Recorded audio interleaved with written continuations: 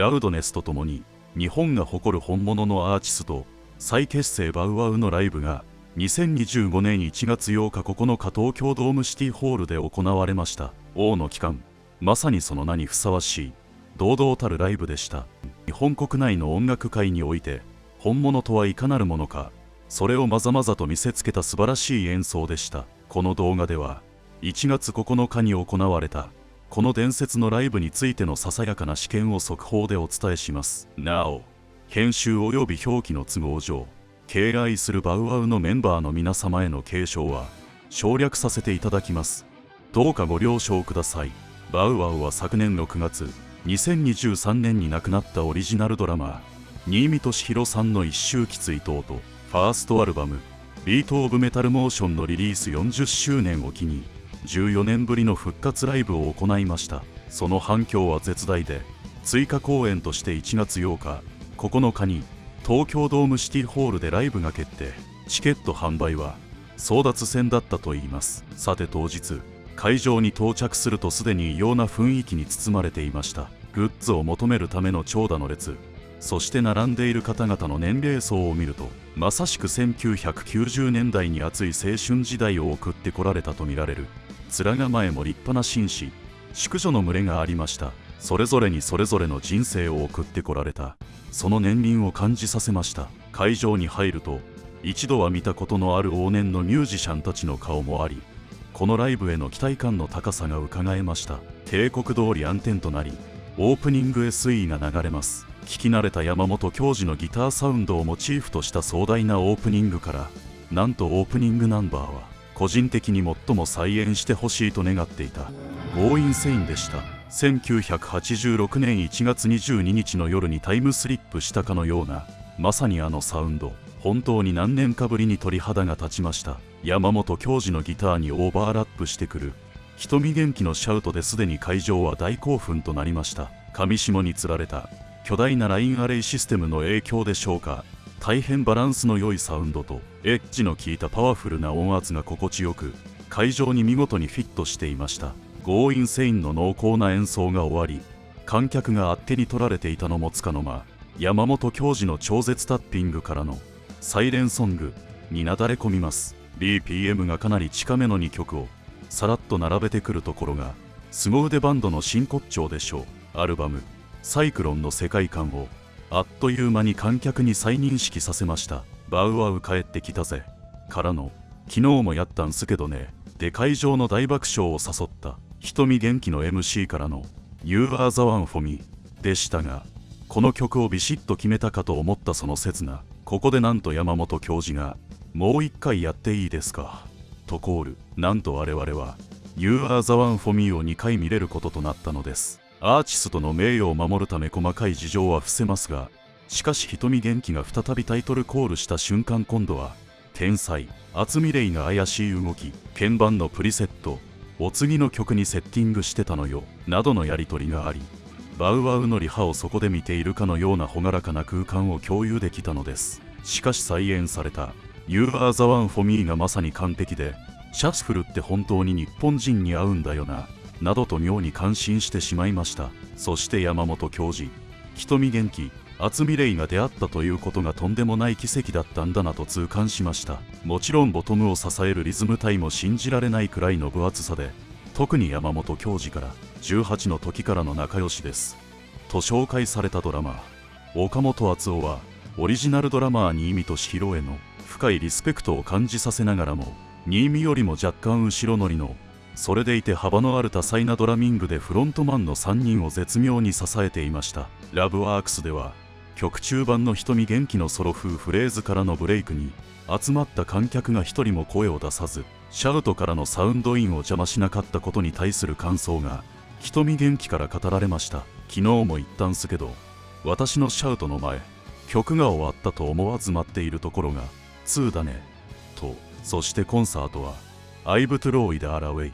へと続きます。私にとってはなぜアメリカでの契約が取れなかったか理解不能のマウンテントップ。要するに世の中の価値観が大きく揺らいだ90年代初頭において、この作品が当時のアメリカのレコード会社にとってはあまりにも眩しすぎたのだろうと管理人は勝手に解釈しています。皆様はいかがお考えでしょうか。どのような意図か分かりませんが、続いての曲もマウンテントップ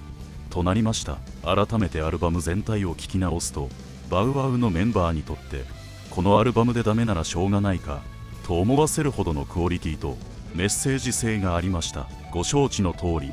この後日本社会はバブルが崩壊し、長く辛い低迷の時期、失われた30年の時代へとなだれ込んでいきました。そしてアーティストとは名ばかりの口パクで、または機械音で収入が得られるような音楽産業界へと堕落していったのです。バウワウの解散というのはそのような社会の様相を予期した出来事だったのかもしれません。さて、つまらないつぶやきはさておき、コンサートは山本教授のギターソロへと進みます。冒頭、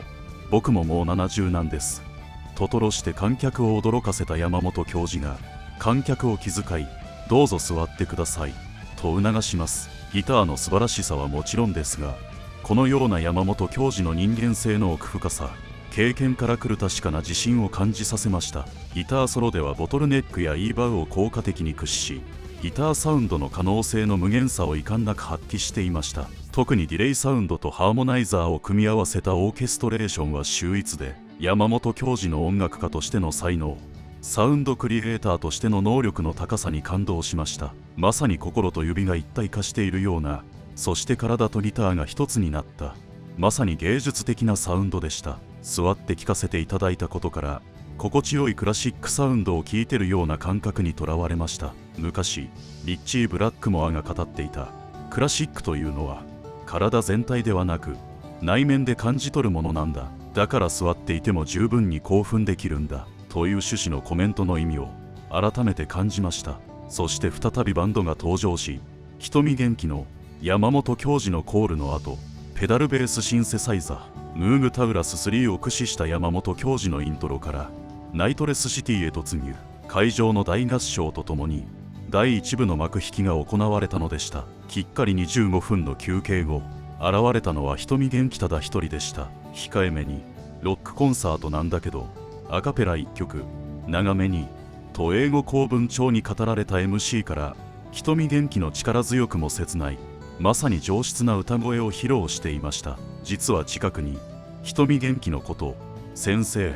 と何度も呼びかけている青年たちがいて、おそらく瞳元気の教え子だった方々であろうと想像できるのですが、この逸材が定年までは普通の英語教師だったんだよなと思うと、なんと日本の音楽界は両県が狭いんだと思わずにはいられませんでした。それと同時にこの年月をまたいでこのハードボイスをキープしてきた瞳元気に改めて敬意の念を禁じえませんでした。そしてこの後半も飛ばしに飛ばします。1987年から参加したニール・マーレイ作詞の Don't Tell Me Lies を皮切りに Stay Close Tonight、Signs of the Times、Pains of Love などの名曲が続き、瞳元気のまだどこでやるとかは決まってないけどまたやりますという嬉しい報告とともに、ヘルタースケルターで会場のボルテージは最高潮に達しました。そしてサイクロンの代表曲ハリケーン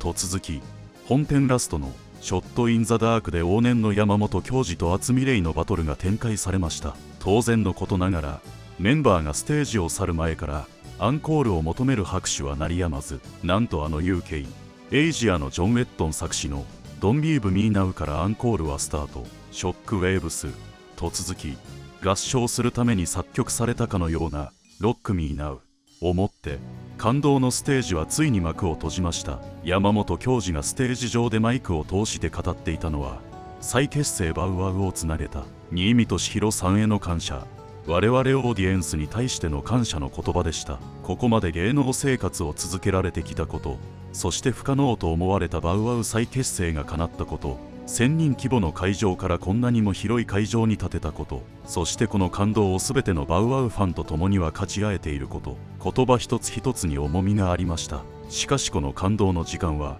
全て山本教授の存在がスタートだったとしみじみ思います。唯一無二の人間としての山本教授が存在しなかったら、この日の感動を味わうことはなかったでしょう。そしてそんな山本教授に魅せられ集った数多くのメンバーたち、バウワウの歴史を作ってきたさまざまな関係者の皆様方、全ての存在が一つの糸でつながっているのです。我々は今こそ日本人として本物の音楽を強力に支えなければいけないと感じます。今回のライブで改めてバウアウが尊敬に値するアーティストであることが完璧な形で証明されました。そしてそれはノスタルジックな鑑賞に浸る幸せを超えて、このメンバーで新しい歴史を作ってほしいと切に願う新たな幕開けを渇望させるものでした。最後になりますが、この日のライブはワウワウが3月に放送配信することが決定しています。管理人もようやくワウワウと契約する日が来たようです。皆様はどうされますか？当然チェックするしかないでしょう。これでこの動画は終わりです。この動画がなかなか良いと思われたら、いいねとチャンネル登録をお願いします。また次の動画でお会いしましょう。長い時間最後までご覧いただき誠にありがとうございました。